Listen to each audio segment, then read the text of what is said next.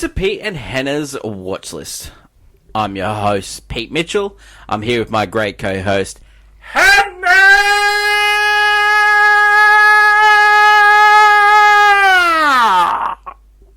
Hello, people. Hannah, we're here today for What's Next, the show where we help you figure out what to watch next. On today's show, we are reviewing Monkey Man. We're also going to take a look at the First Omen, and I'm going to give you some insights into the French Film Festival that I attended in Sydney over Easter. But before we begin, Yes. let us tell the viewers and the listeners what they should do. Pretty please leave a like and subscribe to the channels. Leave a comment down below any of your feedback and the movies you're checking out this week. We love your comments, so keep them coming, and we will reply to all of them. Hit the notification button and you'll get great content like this one, including We Interrupt Regular Program, where I said farewell to Curb Your Enthusiasm. Oh, Yeah. that's good idea. Yeah, it was one of my faves. Also, we had a look at The Regime, which it ended terribly, and The New Look, which is one of my faves, with Ben Mendelsohn. On fashion.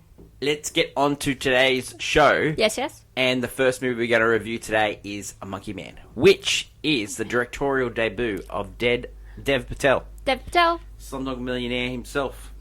He's also in The Newsroom. Aaron Yes, Sorkin. yes, of course. So he loses his mum. He seeks revenge, starts fighting underground, gets a job. Yep. As a waiter. He works his way up, and then he's trying to take down evil corporation of like a mafia kind of sort. Yeah, like he's a guru, and yeah, their secret their front is like a guru guy. Yeah, and he's like there's a dirty cop in there. There's a little bit of in line with what's going on in India at the moment with their prime minister and stuff like that. So Interesting. So this movie was originally greenlit by Netflix, but production was done by Brom Pictures, which went bankrupt. Oh, yes, yes. Jordan Peele saw the movie. He said this movie needs a theatrical release. It got bought by Universal Pictures for $10 million, and that's why we're seeing it at cinemas. Wow, Yeah. yes.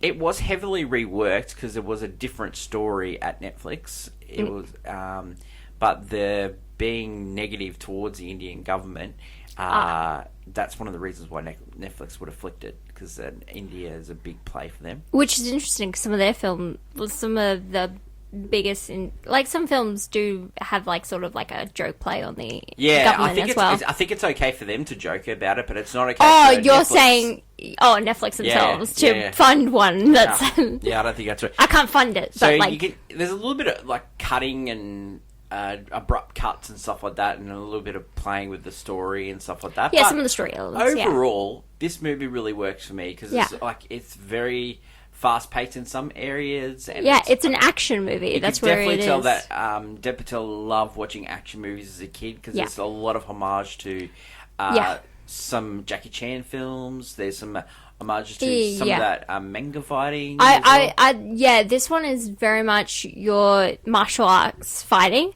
which, I mean, a lot of people are used to what John Wick has been giving, which is the gun fu, mixing gunplay with fighting. But this one is very much your classic hand to hand. Yeah. Bit of knife fighting. And I think it's great. I just love having more of these more, close, not close in close. It's more just more, I don't know. It's it's really POV. Yeah, but also just these type of action movies like John Wick, where it's just a one-man war on crime kind of thing. For sure. And not you don't have to do it over the top. And you don't have to do massive budget. You just have to do a really good, solid story everyone can follow, everyone can enjoy, have someone really good in the main role. And I think it just works in this movie. I don't know if this is the right way to put it, but it's gritty but with style. Yeah.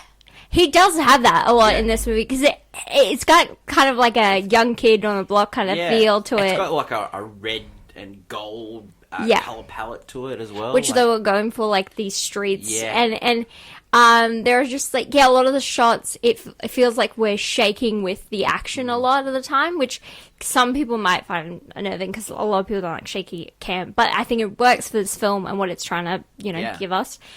Yeah, and it gives me very much Batman Year One vibes. And there's like a training montage as well. Yes. You can't go wrong in a movie with a training montage, Hannah.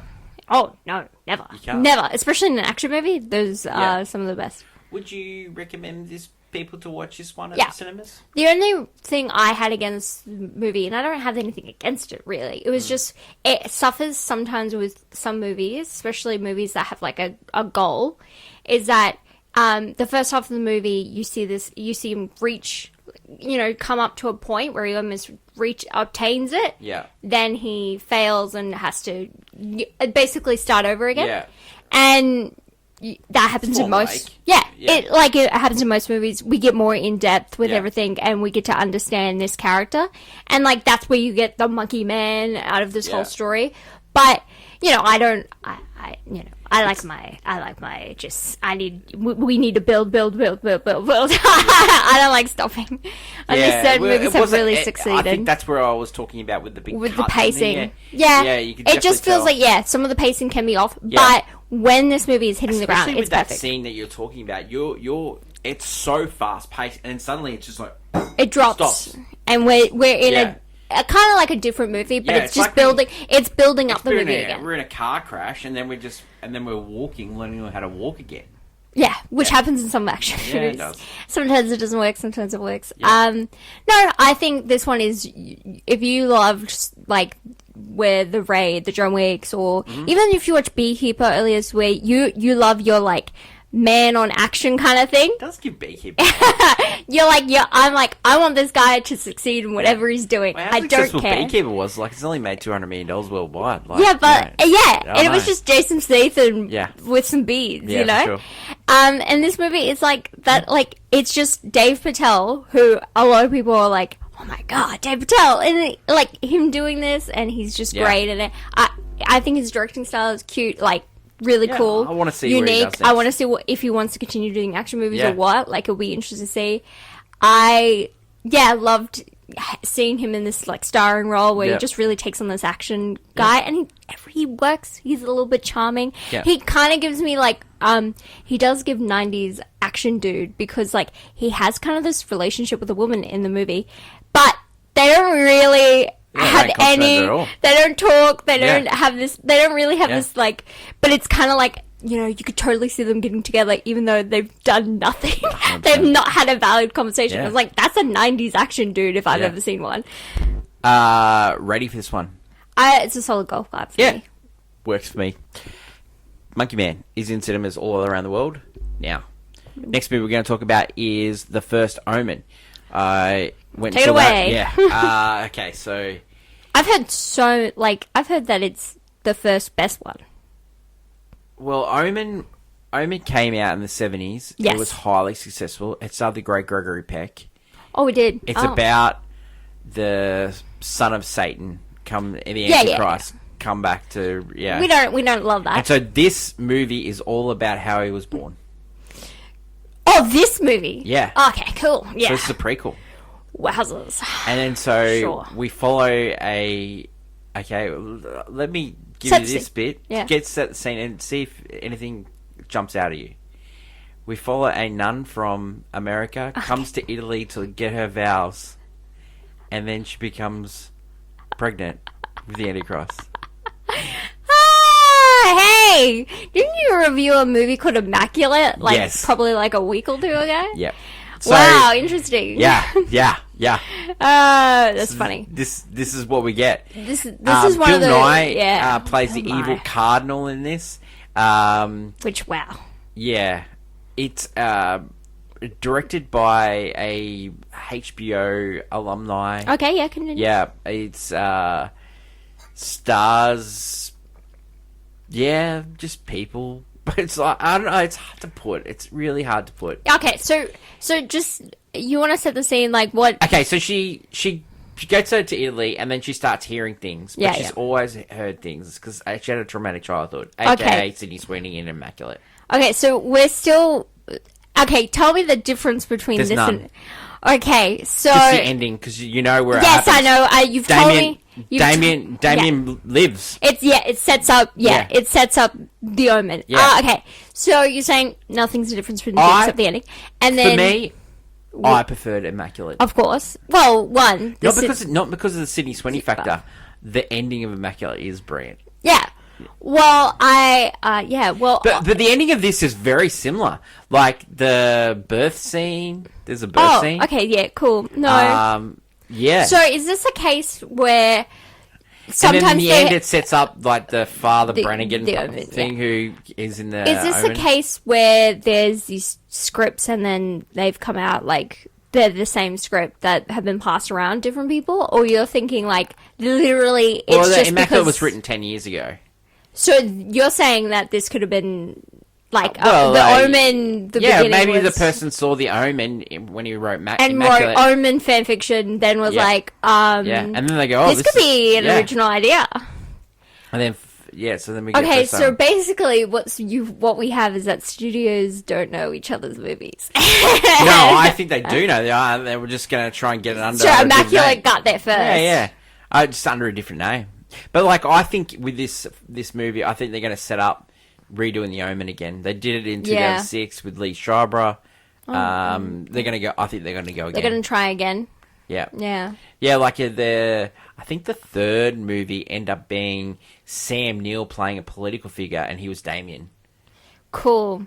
That's Yeah. a different movie. Yeah, That's the Devil's bringing Advocate. the end times. Yeah, That's the Devil's Advocate. Yeah. I've seen that There's movie. some evil There's a better nuns in version this, of it. like the church definitely doesn't like The this one. They're church, like, God, no. the church is having a tough time with these. Yeah, movies. these two movies back to back. Ah, it's just. There is a lot of jump scares in this. Oh yeah. Yeah, out of nowhere, like you just see some stuff and it's Yeah. like bang. Yeah, there's this weird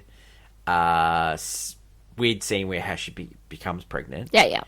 And like she doesn't realize she's pregnant for a long time. Oh, like yes. it's not like Immaculate where she knows she's pregnant. And she's like, I think if I could look, I think both of them I played on my phone. Yeah. I think this movie but I think just Immaculate is slightly better than this one. If Yeah. I was going to recommend it to, I'd see it Immaculate. Yeah. If I was going to see it, I just preferred the way it was shot, and I preferred the style, and I liked in this not knowing what was going to happen in the end, but with this one you knew what was going to happen because it's setting sets up up. the next one. yeah.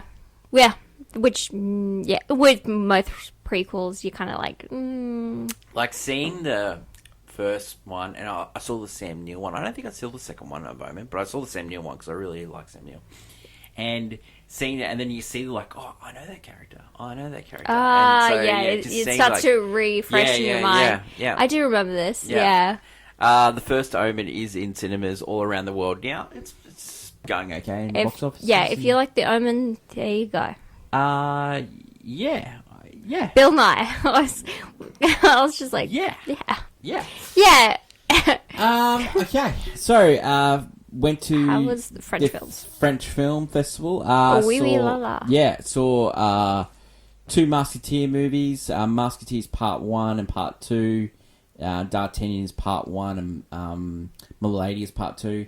The French film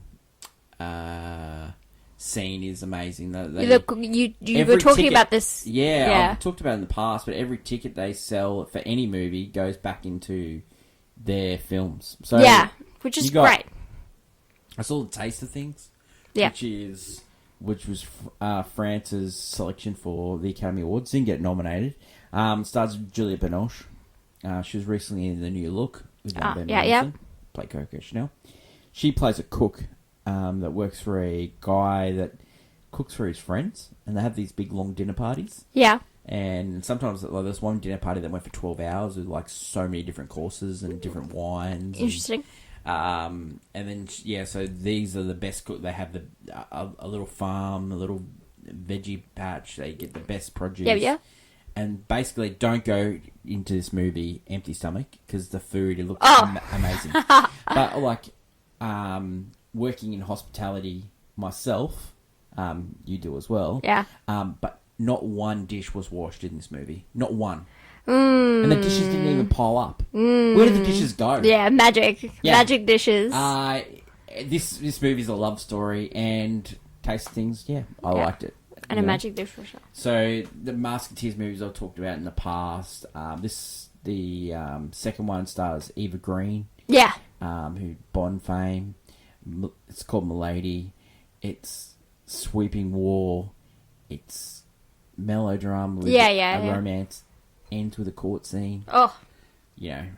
What's not to love? I really enjoyed that.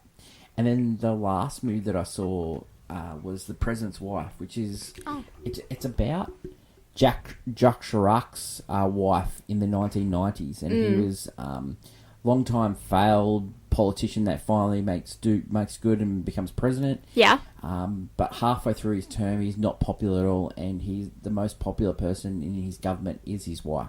And so she was a bit standoffish in the past, but she made it a point of view to become popular, just to stick it to her husband. Love it. Because he kept sidelining her. I think you'd really like this movie. It's very funny. Is it petty? Is she petty? She is. I do love petty women. But she's just trying to do right by some people. Yeah. And doesn't work out for her all the time. But she just... Yeah, I think you'd really like this movie. It's President's Wife. I can highly recommend that movie. Look, French films, they look stunning. They absolutely look stunning. They got something. They just really do. They got something in the border over there. They've got good humour as well. I think the French humour and the Australian humour are not... That's different. I guess because they don't like being made fun of, but they like making fun of themselves, in a way. But like here, we don't really care for people making fun of us, but we love... Mickey out of ourselves. Yeah, we love doing it ourselves. So, I can highly recommend those movies. Yeah. If I was going to put them in order, I would say The President's Wife's the best movie that I've seen in France, Yeah, well... then I'd probably go to the Musketeers movies, and then I'd go to the Taste of Things last. Yeah. But they're the movies they seem amazing, solid. Yeah. Solid picks. Yeah. Other than the best of the French. The best of the French. Francais. S'il vous plaît. That is it for today's show. Thank you to my lovely co-host, Hannah. Mm-hmm. Thank you to all our viewers and listeners and all our subscribers as well. We really appreciate it. Don't forget, if you haven't subscribed before, hit the like and the follow button and leave a comment. Any movies or TV shows that you've seen and you want to tell us our opinions, and we'll tell you ours. Yeah, that's what we do. Thanks, Hannah. Tomorrow, movie news, great clickbait and clickbait headlines as well, so it should be good. AFI Top 100 revisited this weekend. Yes, Spartacus. Starring the great Kirk Douglas. You know what we get to talk about with Kirk Douglas? Michael Douglas? No. Okay. Yeah, well, of course, about Michael Douglas. Yeah. You know what we'll talk about? What? Man from Snow River. Great times. Thank you, Hannah. Thank you to everyone. Long live cinema, and it's bye for now. Bye!